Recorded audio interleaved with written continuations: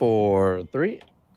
And we are back, folks, here on the Michigan Insider, Sports Talk 1050 WTKA, online at WTK.com. Sam Webb, Ira Weintraub on the other side, and it is MGoBlog Roundtable time, 9 o'clock every Thursday morning. And fellas, I can only imagine what it's like over on MGoBlog.com during another Harbaugh saga. I mean, it must be fun to see folks every minute, every moment say, hey, what's new? What's new? And you got to tell them, well, kind of it's the same as it was the last time you asked about this. Good morning, fellas. How you doing today? Starting with you, Brian Cook. What's up, my man? I'm all right. And you must not moderate a message board because it's not fun. Seth, how are you this morning? I'm fine. I'm the guy who moderates the message board. And Craig Ross, welcome back, man. How are you? I'm fine. I've had a lot of questions about this. I have a lot of email about what's going to happen with Jim Harbaugh. And as I said in the prior section, I don't really much care in some sense. If he comes back and is a coach, great. If he's not, I just hope they keep the staff intact. And beyond that, whatever Harbaugh does, I hope it's best for him. Well, look, I think, and I've been saying to people, you don't begrudge him this opportunity because I think the NFL window is closing. He's 58 years old. He's coming off of the best season in recent memory and one of the best seasons of our lifetime. Happens to have a couple of franchises that he's connected to with job openings. I mean, look, if you're going to look, now's the time to do it. And he would have left Michigan in a really good situation if he were to decide to leave. That being said, I still think it is highly likely that he returns to the University of Michigan, even if he still has his eye at least a little bit open to the NFL. Before we get to talking about that, though, let's talk about the hire of Mike Elston and your impressions of and thoughts on that move, starting with you, Brian. What do you think of the addition of Mike Elston to this staff? Well, I think it's a pretty logical move. You have a program alum who is coaching for a regional rival who's been doing a lot of work in recruiting. Like it's a pretty natural fit. It's something that once you look at Mike Elston's bio, it's like, oh yeah, of course. All right, Seth. Yeah, man, I love it when I can go in the Bentley library to find the photo that I need to announce a new assistant hire. Like I think Elston got to the point. This is an all-star hire, and like this is one of the guys that people you want to make a short list of great defensive line coaches around college football, but I think Elston got to a point where he got passed over 5 times for defensive coordinator at Notre Dame, and at that point it's like, well, if I'm going to be a defensive line coach and I'm stuck in that spot, I might as well do it for my alma mater. Because I think Elston's still friends with a lot of the guys he plays with. I know that he's gone out with a couple of them before after games. He still had that Michigan-ness to him. So I think it worked out for both parties. And this is what's great about having a great program in the 90s is that it's still paying off today. Yeah, man, and I think, Craig, it's one of those deals where, like Seth just said, you get passed over a few times. Part of maybe breaking through that ceiling is branching out. You're already branching out from Brian Kelly, branching out from Notre Dame, having them see you do it someplace else. And if you're going to branch out, I mean, it's awful comfortable to do it back home. Yeah, it's as Brian and Seth have said, it's a natural fit. He played here. He, I believe, was a grad assistant here for a couple of years before he went out into the Notre Dame, or I guess I think he was with Kelly at Central, I think, for a year, and then Kelly took him to Cincinnati perhaps, and then Notre Dame. So he's been following Kelly around, and they've been pretty loyal to each other over the years. But for whatever reason, whether it's being passed over or not wanting to go to Louisiana, he's here, and I think he's proven he can recruit. He's recruited well on the defensive line in particular, where he coaches, and he's coached well on the defensive line. His players have done well, so it feels like a natural fit for Michigan. There was a lot of noise about Ryan Osborne.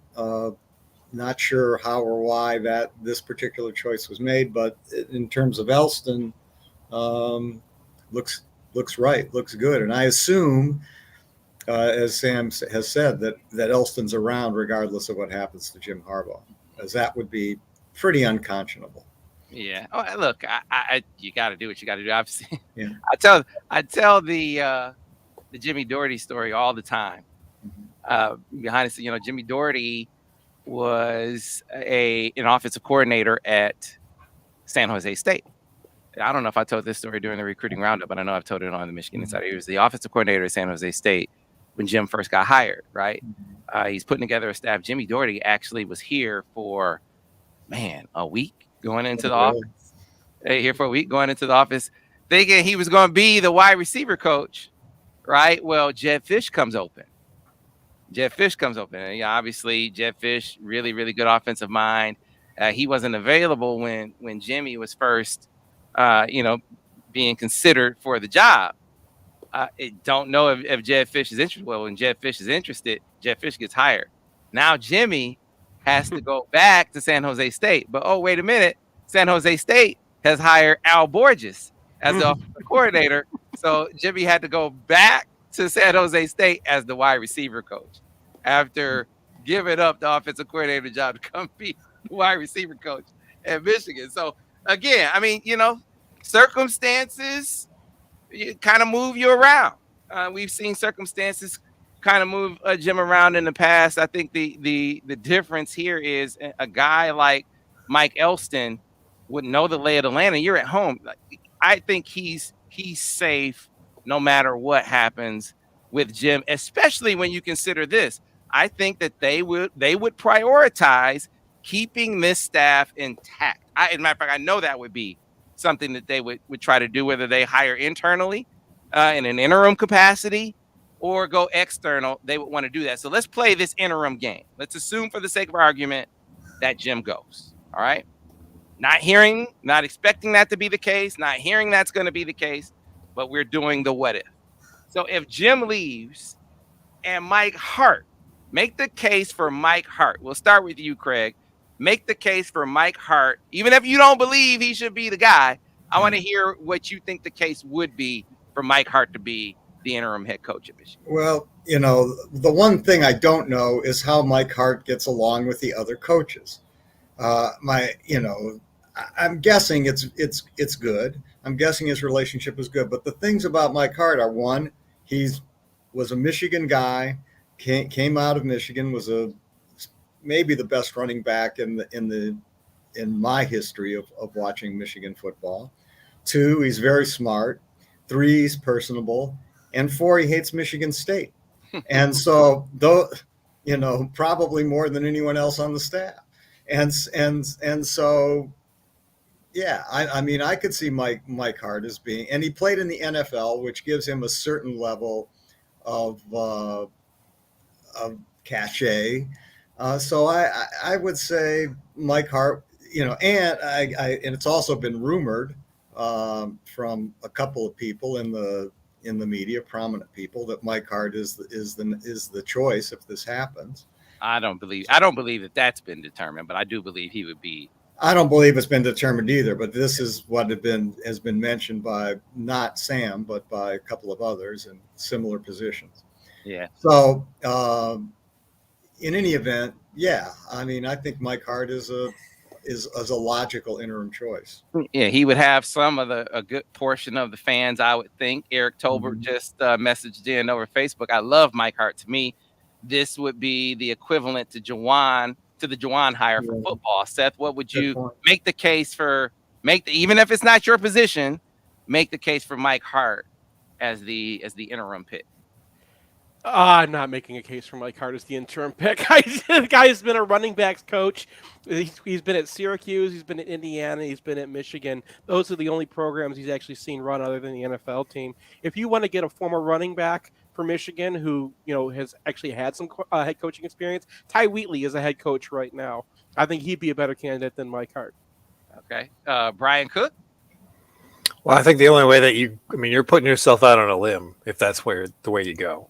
So you'd have to be very confident that Mike Hart is both the most likable and most organized person available, because he's not going to be a coach who is essentially calling the plays on one side of the ball or the other. Most likely he's going to be a CEO type, which is fine. That works. But you got to make sure that, like, you know, promoting your running backs coach isn't going to cause a riot with your coordinators. It isn't going to cause a riot with the other coaches.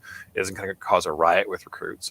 And, you know, from what I know of Mike Hart, I think that's maybe something that would be plausible, but that would be a hard sell. And so you'd have to be really convinced that, like, this was your dude.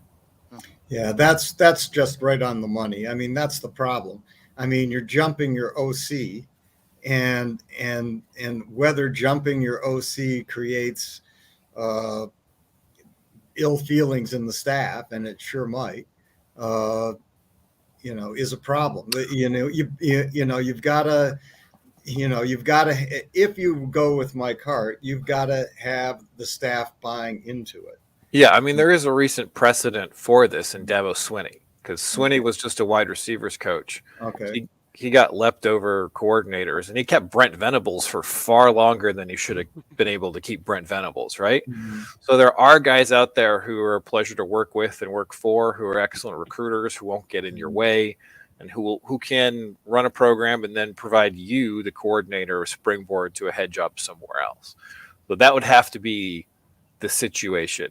I don't know if that's the case or not. I don't think anyone who's not inside the program could know that. I agree. All right, so now let's go over to Josh Gattis. Your OC, starting with you, Brian. Make the case for Josh Gattis. Well, I mean, he is coming off the Broyles Award. He's your most experienced coordinator. He's a guy who, you know, young African American.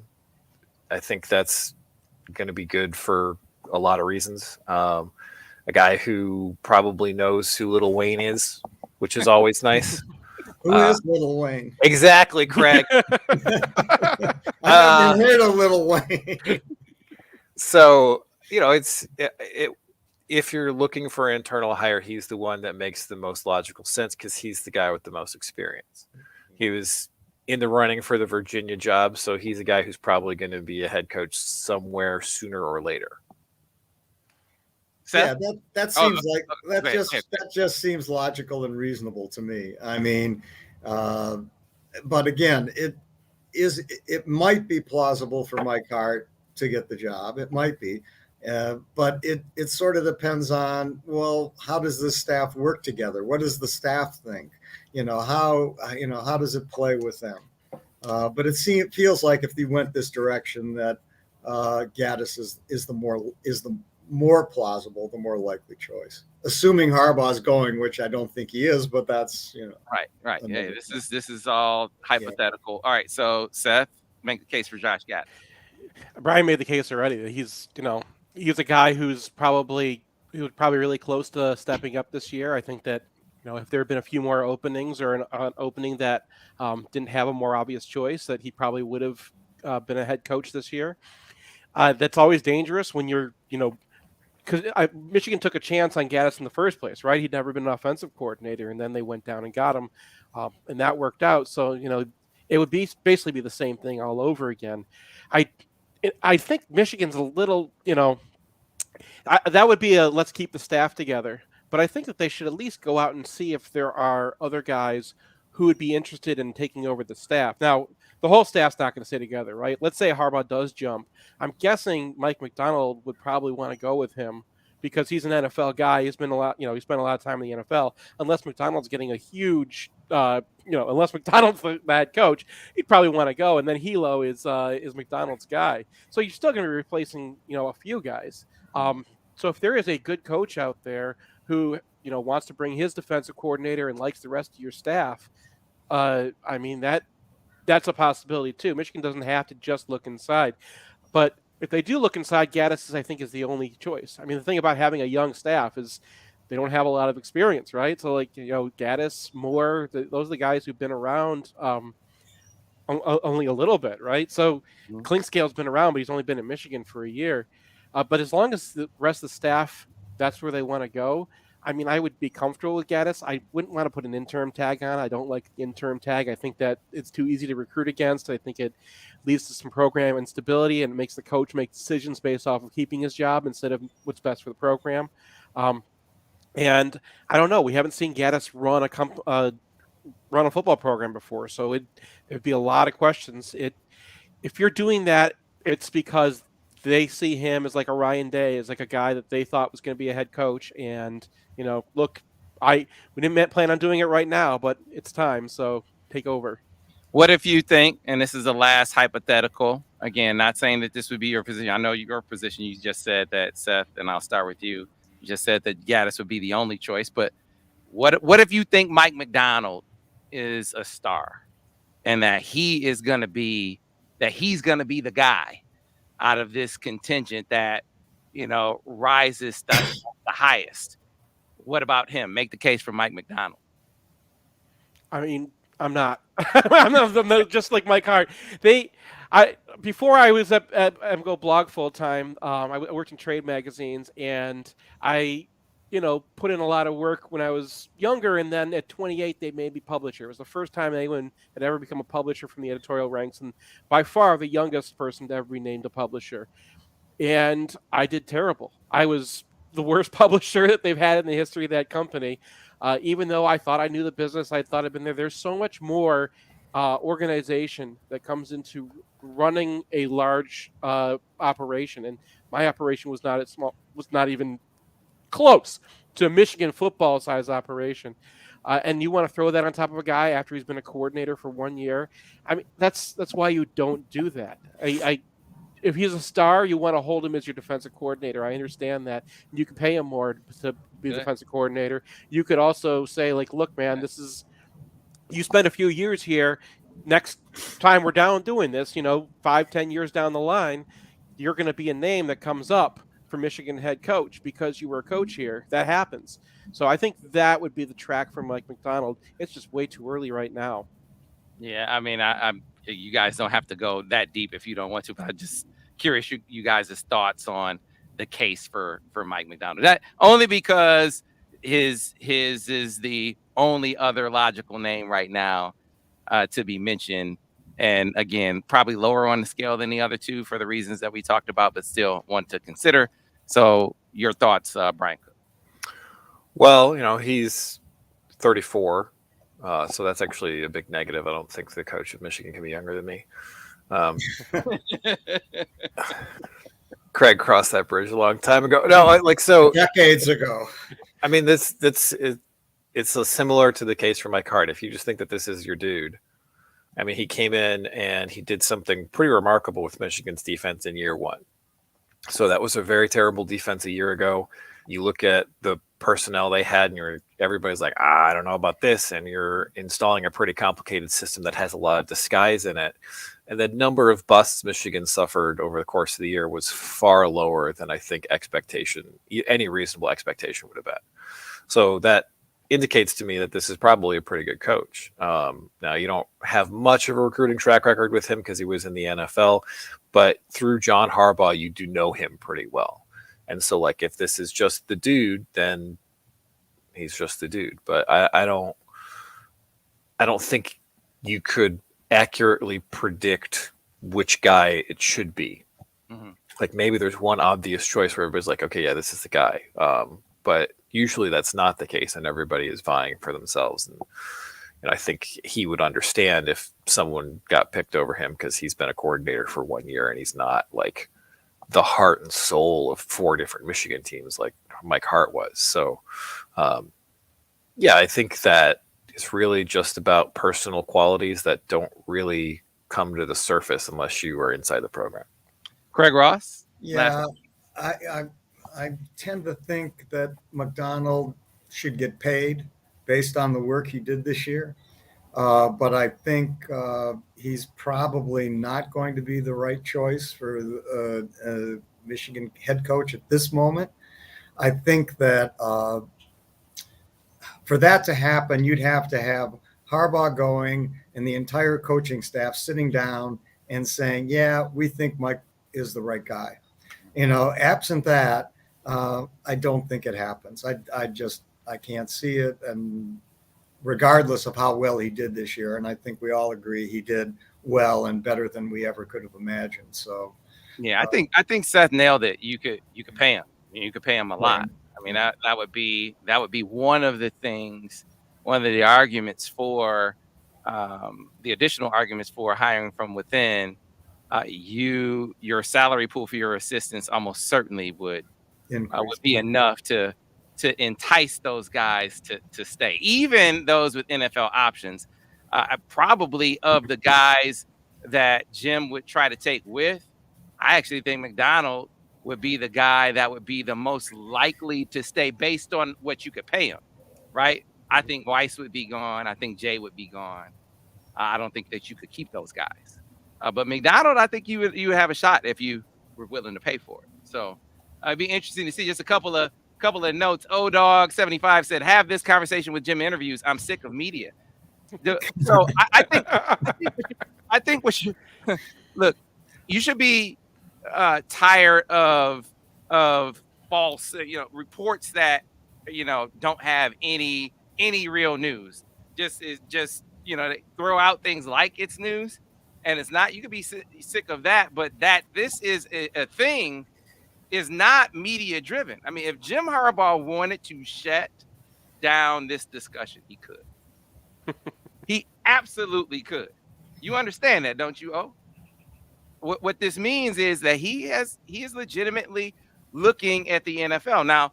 Maybe not in a very strong way. He maybe isn't courting every job and throwing his name in every hat, but NFL interest is there, and so I do think the media is doing the job in covering that. Some of the things that are thrown out there that are just that have no substance to them. I think you have a right to be tired of that. Another one. This one from Eric Tober. As a coach, I just haven't been impressed with Gattis as a play caller up to this year. Who's to say he's not a one-hit wonder? Mike Hart was the assistant head coach at Indiana, so he's more than just a running backs coach. I can't remember who said that about him just being a running backs coach, but that was me. That was me. And he was assistant head coach for pretty decent Indiana team too. The thing is, any of that Mike Hart talk, where like he is like the next guy, or everyone loves him, or this guy's got it, I don't think fans can see it. Like if you're just showing his resume sheet, and that's kind of what we have, right? I don't have inside. I don't talk to the coaches. I don't know what people think of Mike Hart inside the program. I know that he was a pretty good running backs coach at Indiana, and they liked him there. But maybe he is. I can only give you the info. I can only base my opinion off of information I have, and I don't have information about Mike Hart's soul and what he's like as a person, because I maybe shook the guy's hand a couple times. Well, you certainly, I certainly wouldn't elevate the discussion of Mike at the expense, like you just did, Eric, of sort of downgrading Gattis. He won the Broyles Award. You talk about track record. I don't know what you think of James Franklin. Probably not much, but he has coached successfully under James Franklin, Nick Saban, and now Jim Harbaugh has been a coordinator for 3 years. You look at similar moves at other programs.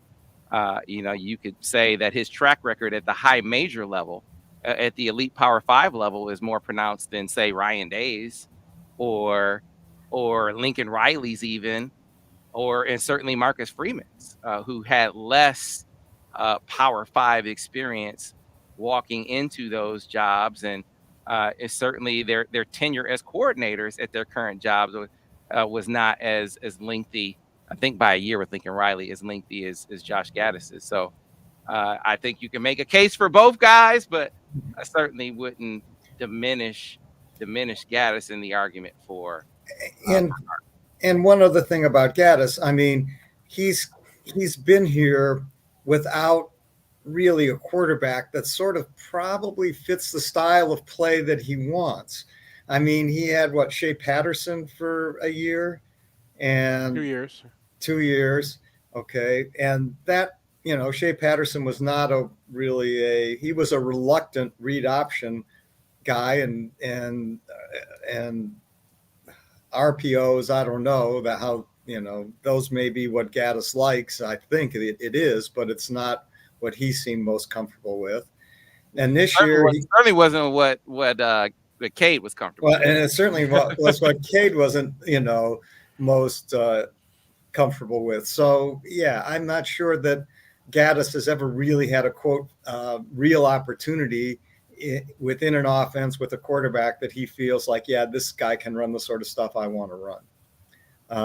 And given that, it seems to me he's done pretty well. I think that guy is it'll be interesting to see how this quarterback competition works out.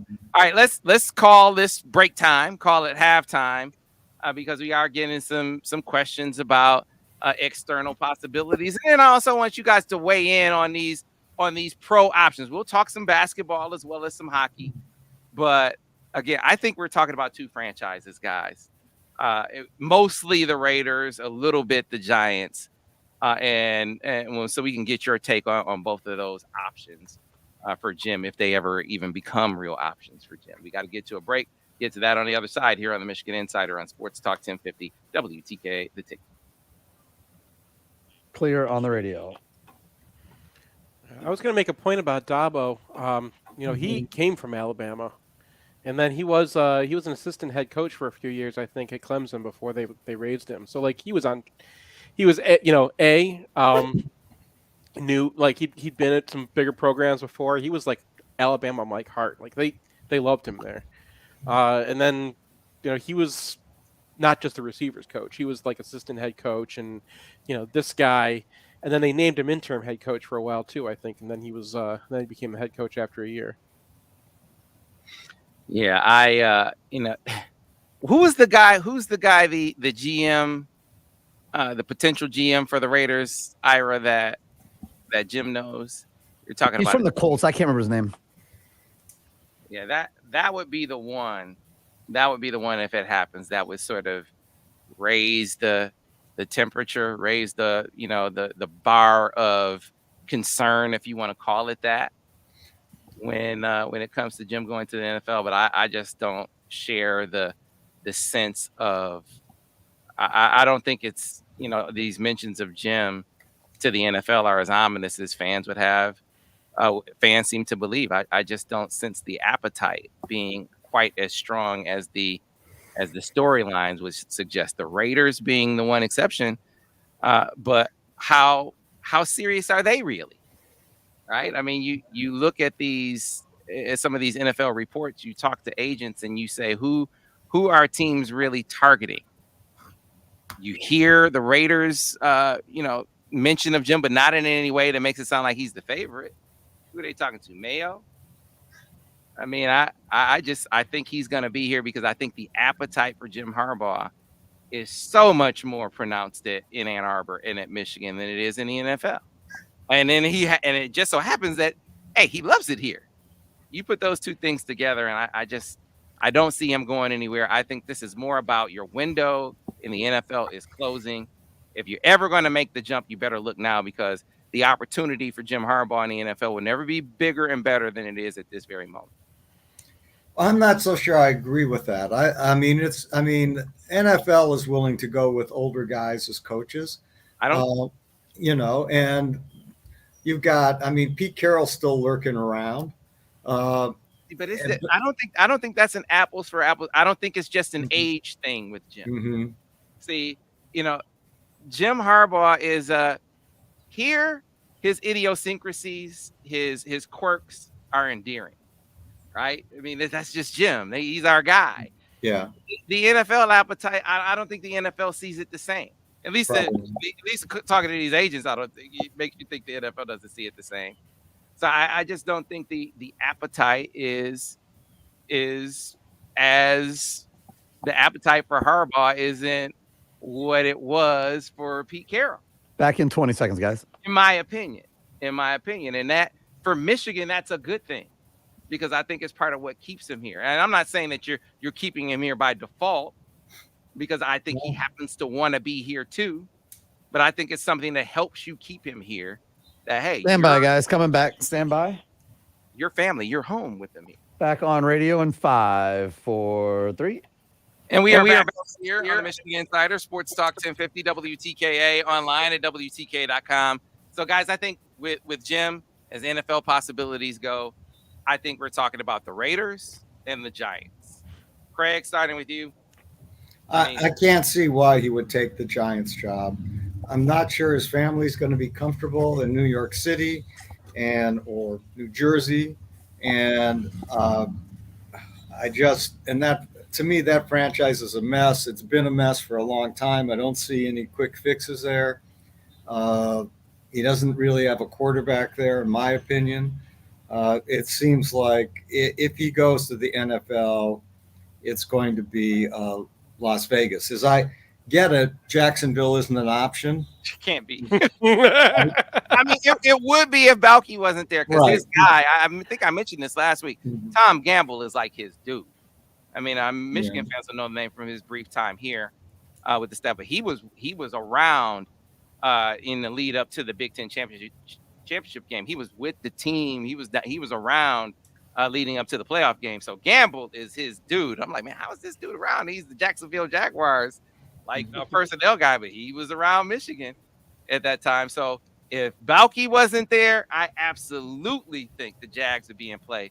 There's just no way. There's just no way he could ever work with Trent Balky. Yeah, and I agree with that. And so Jacksonville would be, to me, a better fit for Jim than either the Giants or the Raiders. But so right now, it's my know nothing.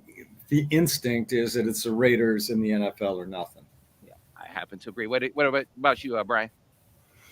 I don't really follow the NFL that closely, but I know enough memes that the Giants are just a total dumpster fire and will always be a dumpster fire. Mm-hmm. So the Raiders made the playoffs this year under an interim coach. I don't really think John Gruden was helping that situation. I think that's probably going to be fairly attractive if he gets offered it. Seth? Yeah. I think that your read on the situation is pretty strong. If the NFL really wanted Jim Harbaugh would be in the NFL right now.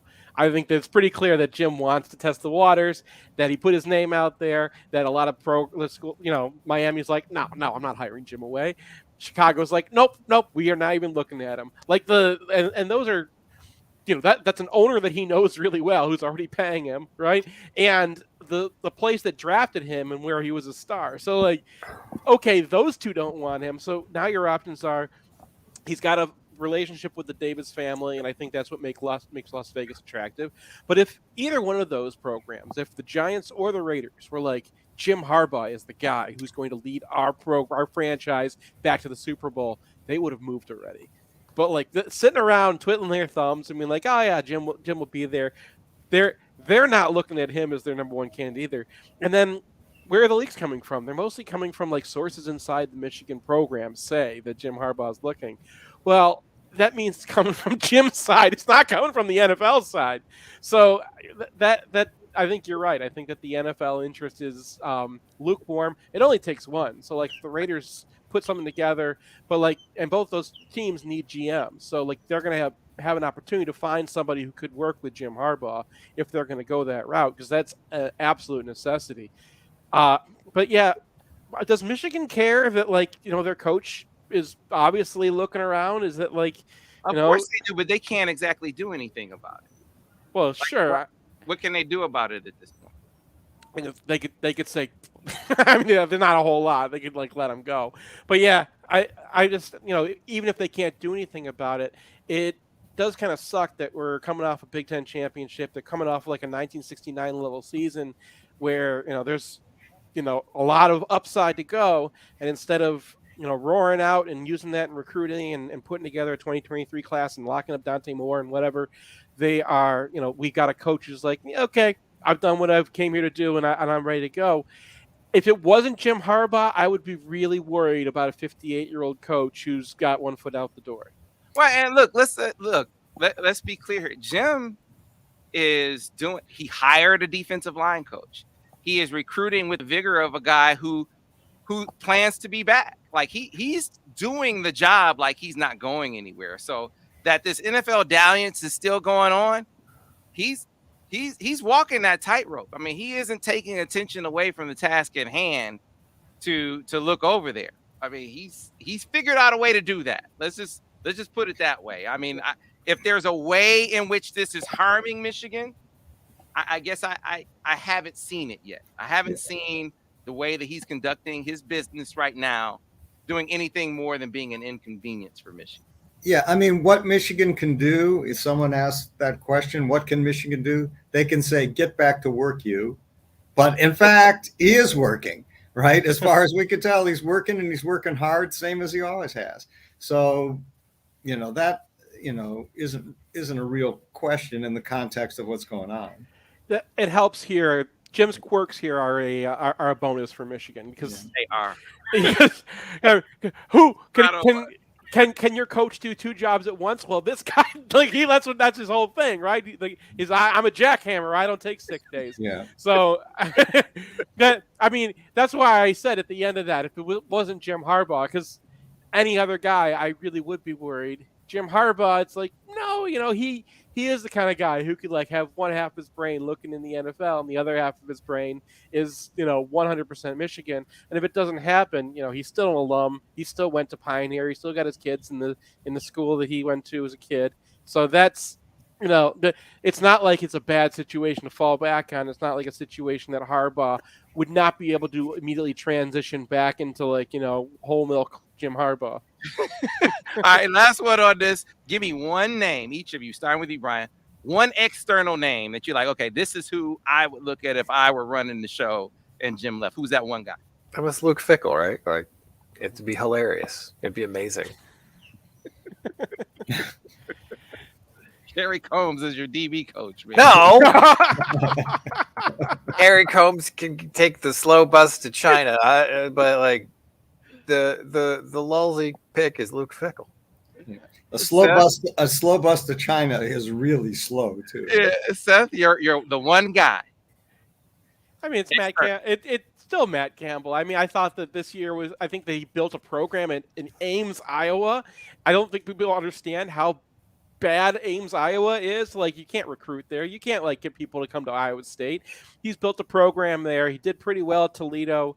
He seems to want the job because his boy keeps on mentioning his name. And like I said, if Harbaugh takes McDonald, what does Matt Campbell come with? He comes with a good defensive coordinator, and that's kind of the only guy that he would really, I think, make sure that he brought. So I mean, that seems like a pretty obvious guy to look at least. I don't know if there's any skeletons in the cupboard or any other things beyond that, but you're looking at a coach who looks pretty ready to move up. I think that this year, that Iowa game, you can't count that against him. They doubled up on Iowa in yards. So, that's where I would look. I don't know if you could sell the whole program on it, but as well as this year as you could last year, but I think that's still the guy. All right. So, Craig, sorry about that. No question. Kevin Kelly. Kevin Kelly comes in, and that's the guy who never punts. Never punts. Never punts. Tells Gattis, we're not punting this year. Rebuild your offense around the reality that we're not punting. You can save a scholarship in future years because you don't need a punter anymore. And that's my guy. I want to see a team that actually tries to do that. And I'm serious. And Craig, you are a very silly person. I know, but I'm serious about this. And so you asked my preference, Kevin Kelly. All right, let's talk a little basketball. Michigan goes into Champaign last week without Hunter Dickinson and play probably the most spirited game of the season. It was as Phil Martelli said, it was a 4-minute game. They lost that. They pulled away, Illinois did, in the final 4 minutes of the contest. It was a real game up until then. Wonder if that's something that team can carry with it moving forward. They blew out a bad Maryland team. Real test coming up this Sunday, Brian, taking on the Indiana Hoosiers. So your take on the week and how you see Michigan faring over these next couple of games. Indiana and Northwestern feels like if they're going to build some momentum, now's the time. Yeah, I mean, they seem to have found their feet a little bit. I mean, they did lose to Illinois, but if you had told me that Hunter Dickinson and Brandon Johns were going to be out of that game, I would have, and Jaron Falls was going to get 15 minutes, I would have predicted that Jaron Falls leaving the body bag. But they hung in there despite being shorthanded. And you kind of see some things coming, particularly in the last game where Caleb Houston actually hit some shots, and Michigan desperately needs that. And I think Frankie Collins, like that hook he hit from under the basket, just his overall vibe, he's obviously struggling as a shooter, but he's a guy who's coming along. And I think you've got Musa coming along, you have Caleb Houston coming along, and it's just about trying to find some consistency game to game for players, because Houston lights up the score, but I don't know if he scored against Illinois. And it's the same thing with Devontae Jones. Like sometimes he's up there and he's putting up 17 points, and sometimes he got a bagel on the board. So, getting those swings down to where it's like, yeah, when he's having an off game, he's got 8 points is going to be big going forward, because you don't really know, except for Hunter Dickinson, who's going to chip in every game. Right. I feel like, Seth, this is the time. This is the window. Look at the road games in particular. What are the most winnable road games? I kind of feel like, it's Indiana and Penn State.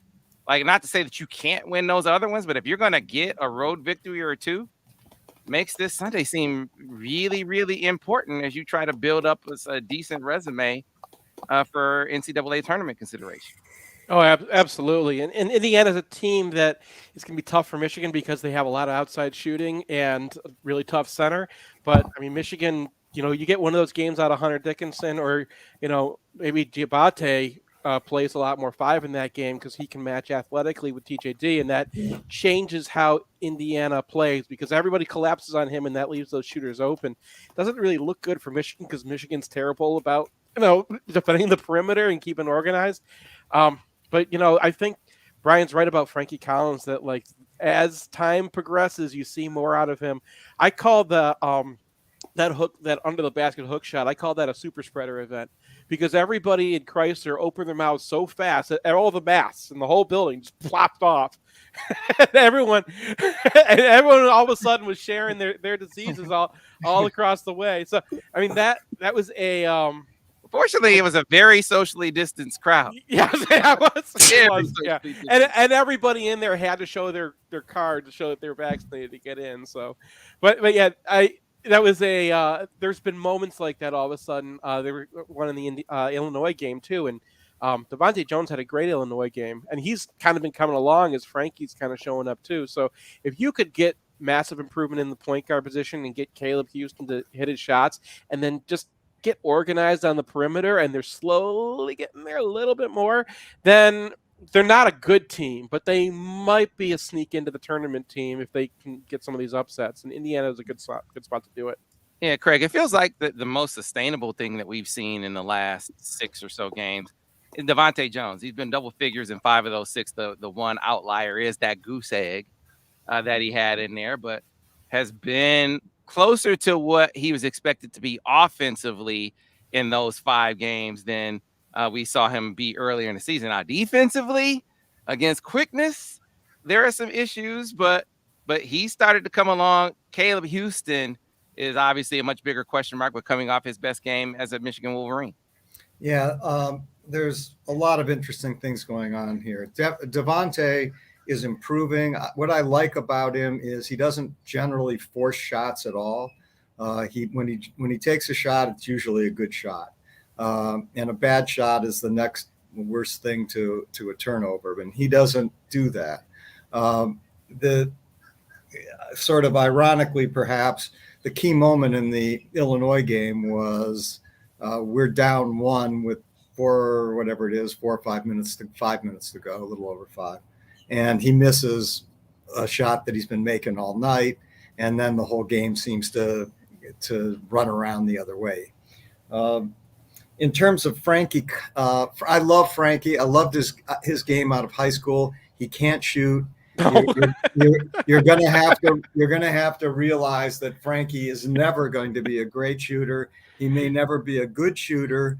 But that doesn't mean he isn't a good basketball player. He's one of the best athletes I've ever seen on a basketball court. You saw it 3 times in this game.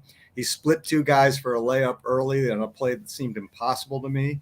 He had an alley-oop, and I don't think Frankie is 6 feet tall, but he scored on an alley-oop on a pass that wasn't very good and still somehow managed to adjust and get it in. And then he made that impossible basket whatever you call it, a super spreader event, because that's a good description. So Frankie is fun. If he can begin to improve his defense over the next couple of years, he's going to be here for 4 years. And if he can begin to improve his defense, he'll be a lot of fun for the fans and a real asset for Michigan. I just don't expect him to ever really shoot the ball at any kind of a level. There's just too many failures in his mechanics from my point of view.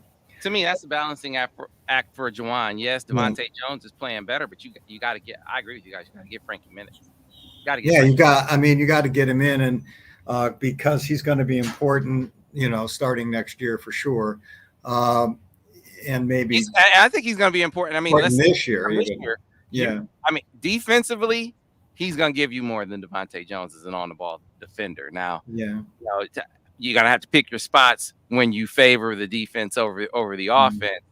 But there's no question that if you're getting beat off the bounce, if quickness is giving you an issue, it'd be nice to have Frankie to be able to go to off the bench, to feel confident enough to go to off the bench and say, all right, man, we got to make this sub and get Frankie in and get some stops on the defensive end. So, I mean, a couple things in relation to what Coach Martelli said. I mean, I loved how he minimized the Illinois game when someone mentioned how hard Michigan played, and they did play hard. Minimized it, saying, hey, if you don't play hard, why are you here? And I thought, no, they played more than hard. I mean, the work that Jace and Jaron Folds did on defense against Kofi was remarkable. That was a remarkable effort by those two guys in particular, because Musa did okay, but Musa had foul trouble. Really, I mean, it's sort of interesting that Juwan got upset with Borowski. He should have been upset with Keith Kimball, who kills us and made 16 calls in that game. 14 went Illinois' way.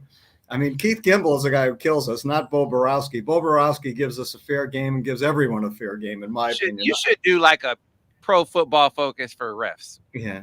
Well, I pay attention to refs, and certainly, I mean, my surmise is Juwan had a good reason to be upset with Borowski, but in the big picture, Borowski is probably one of the second best ref in the Big Ten, and so I don't want to get that upset. I don't want to get that upset with Bo Borowski. Juwan coming at him when he came from. I think they were up like it was like 2 minutes left in the game, and they're up 20. Like, man, it was be about that. It was a surprising one. Now, in terms of Michigan, the big thing for Michigan and what they did in the Maryland game, and here's where I disagreed a bit with Coach Martelli. Again, he sort of dismissed Maryland, or he pumped Maryland up as a team, saying how they were ahead. Maryland's terrible, and so. But that said, Michigan did something in the game that was really smart, and they haven't done it as well, as they were very able to get the ball into the post. And when they got the ball into the post, if he wasn't doubled, he went after the basket and did so very well, as Hunter always does. And when he was doubled, he got the ball out. And when he got the ball out, he ended up with 6 assists in the game, which is a lot for a center. He got the ball out, and he got Caleb squared. When the ball comes inside out, your shooter is going to be squared. When it comes around the outside of the perimeter, your shooter is less likely to be squared. And so you're less likely to shoot a high percentage because it's harder to square to the basket. And so Caleb, when he gets the ball squared and he has time, which you usually do when it comes inside out, is a good shooter. It's when he's forced or rushed or the ball is side to side and he has to re-square when he has more problems. And so I felt like this was a really, really good game for Michigan, and it augurs well against other teams if they can continue to do it. They match up well against Indiana. I think they have a shot there. They certainly match up well against Northwestern, who's a lot better than probably the casual fan realizes. I think Northwestern beat Michigan State the other night. That wasn't a fluke. And that was at East Lansing, and was out without their best player, without Northwestern's best player. So, I mean, it's an interesting basketball season, and Michigan does have a chance here. That they're certainly not dead, but it's going to be very difficult for them. Brian, as we close out here, a few words on hockey. Another winning weekend for Michigan, a sweep Penn State into a big series with Minnesota, and you highlighted last week that this is a different Minnesota team from the one Michigan saw earlier in the season. Well, I mean, they've lost Jack LaFontaine, so they're trying to figure out what's going on at goalie. And Michigan, I think, was missing a couple of key players in that series, but they did not actually play very well against Penn State. They got outshot massively in the second game. They were able to, do some crazy things because that's who they are. But, I thought that their play was pretty disappointing. I mean, they keep picking up majors, which is, and the one Jack Summers picked up in the Saturday game was the most legitimate, and you can't have any complaints about that. So there's a sort of a discipline issue running through the team. There's obviously massively talented, but this is going to be a really important series for Michigan because this might be one of the last 1 or 2 or 3 before they lose 4 guys to the Olympics. Now they're in a really good position. They're second pair-wise. I don't think there's really any realistic way that they drop out of the tournament with these guys gone, especially because the rest of the top of college hockey will also be losing guys. But this is going to be a really big series for Michigan, and it's at Minnesota, which means it's Olympic ice, which means it's going to be fun as hell. Yeah, I agree with that. That's, Michigan's got to stop taking major penalties, and the one against Summers was absolutely the correct call. It was the stupidest penalty of the year. Yeah. And Summers had just given up a goal against Penn State by massively misplaying a 2-on-1, and I'd be really surprised to see him out there this weekend. I just don't know how you keep playing him given his last 2 games. Brian, did you think that Penn State sort of changed their style a bit? They have changed their style from a couple of years ago, definitely. They are much more conservative. They don't have the talent. They're just lining up across the blue line and trying to get Michigan to dump in, and they have struggled against that style of play. Yeah. So, they've made some headway on it, but Penn State did a good job frustrating them, and then when they get in the offensive zone, they just put the puck on net. They still do that. So their shot totals are a little bit misleading because they are like they took the wrong lessons from like Corsi and stuff, like where it's like if you play hockey normally, having more shot attempts is good. And they are like, more shot attempts, good, better hockey. That's not how it works. So, yeah. So I don't think the shot gaps were as indicative of the play because I thought on Friday they really dominated zone time and had way more grade A chances. But the Saturday game was pretty disappointing from my standpoint. But to be able to come back and win it is still good, and they have just a massive amount of talent, so they're able to win some games where they didn't actually play that well. Good enough to play bad and still win. That's when you're really freaking good. So. Big series this week. We'll be back next week to talk about it, fellas. Always a pleasure. Always great to have you on. Awesome insight and conversation. Looking forward to doing it again next week. Looking forward to talking to the rest of you tomorrow here on the Michigan Insider on Sports Talk 1050 WTK, The Ticket, the official voice of University of Michigan sports.